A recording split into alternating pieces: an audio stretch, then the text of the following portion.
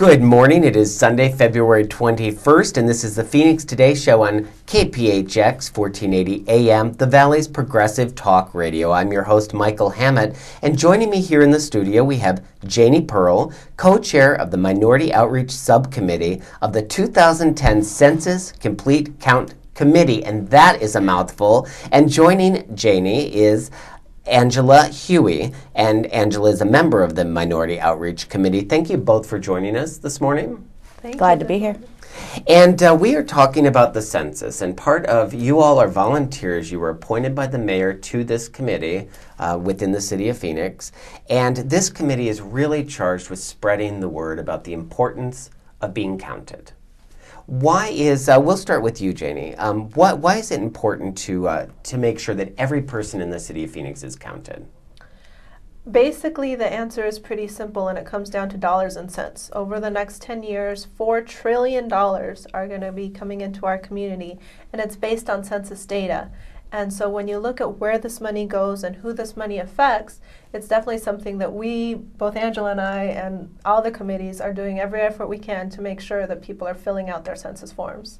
And you mentioned $4 trillion will be coming in during the span of this census, and that's the 10-year period.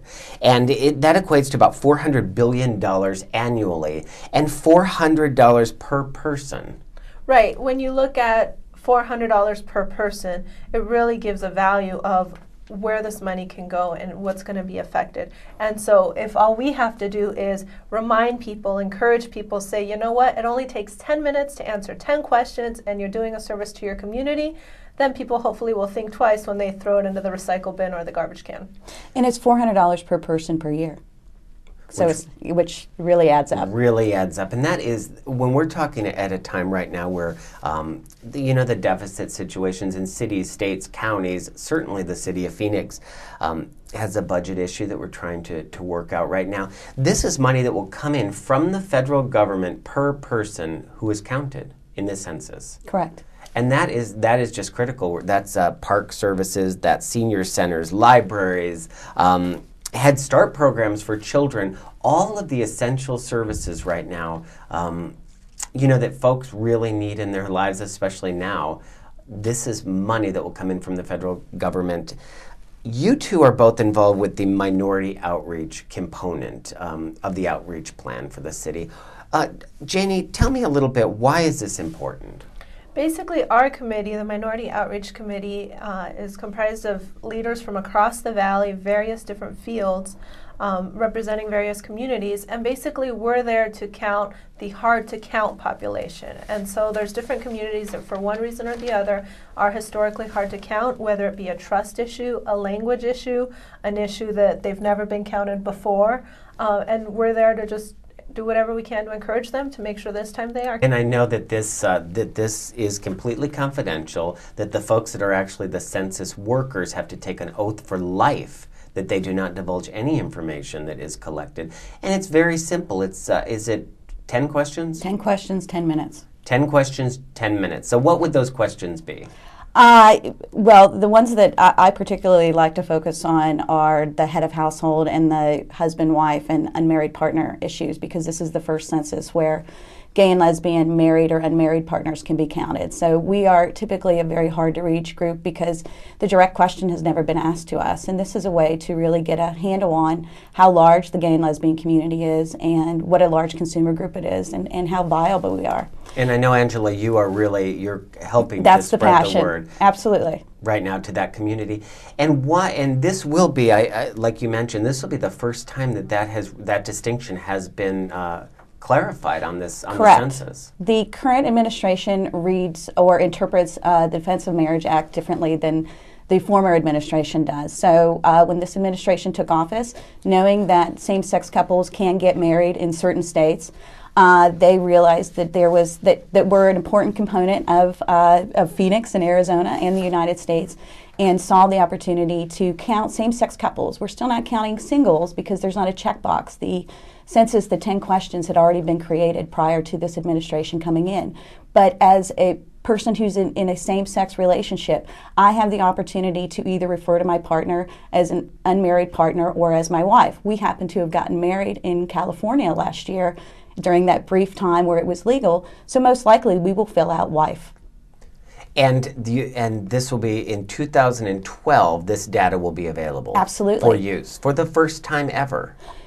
The census has collected data on the gay and lesbian population, but it's not been really a direct question in the past. So this will probably be the most complete data, and it's a real big step in the right direction for understanding the breadth and diversity within the gay and lesbian community, without doubt.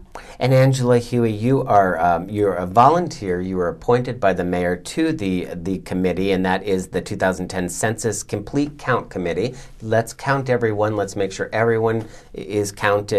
You are also the co-founder of One Community. That's Correct. A website. Yes. Can you just briefly describe what that is? We are an interactive web and events community for gay, lesbian, and allied individuals and businesses. Again, really letting businesses and individuals that want to interact within the LGBT community, we're really trying to be a driving force. And also what we're doing is we're giving the gay and lesbian community more options by letting them know that we belong everywhere, and there's a multitude of businesses and individuals that want to get to know us better.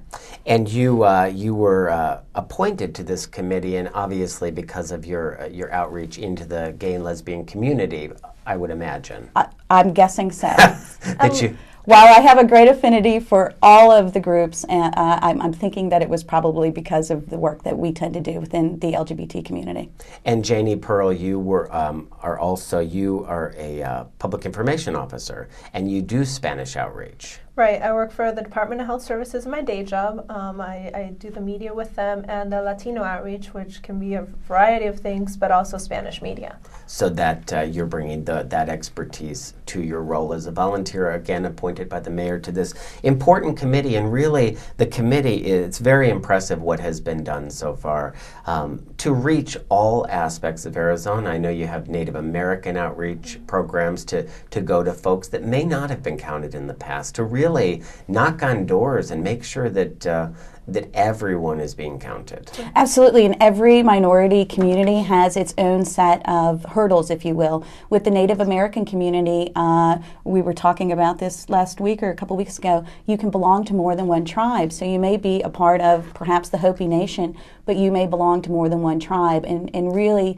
making sure that folks on the ground are educating each individual person within each group about how to correctly fill this out and the importance of filling it out for all of us.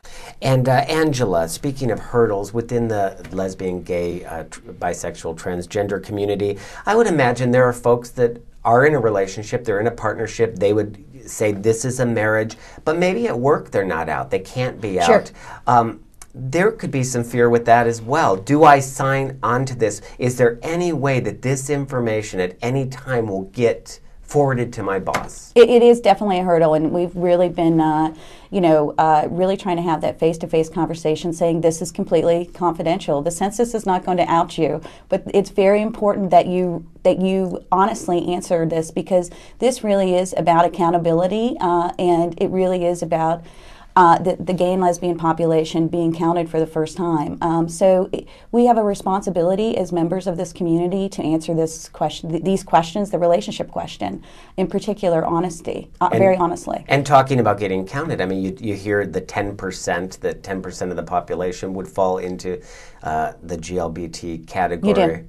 And but we don't really have hard, fast data. We don't have. There's a research company called Whitech Homes that has done a great job really doing data collection through the census over the past years in saying the size of the LGBT community. And based on the census, not asking a direct question in the past, they've said that the gay and lesbian community is approximately 6 to 7% of the general population.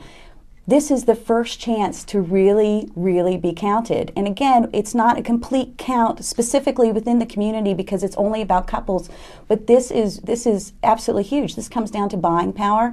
Based on the census, we have $795 billion worth of buying power this year. I would imagine that number is going to go up when we do the right thing, which is answer these questions honestly.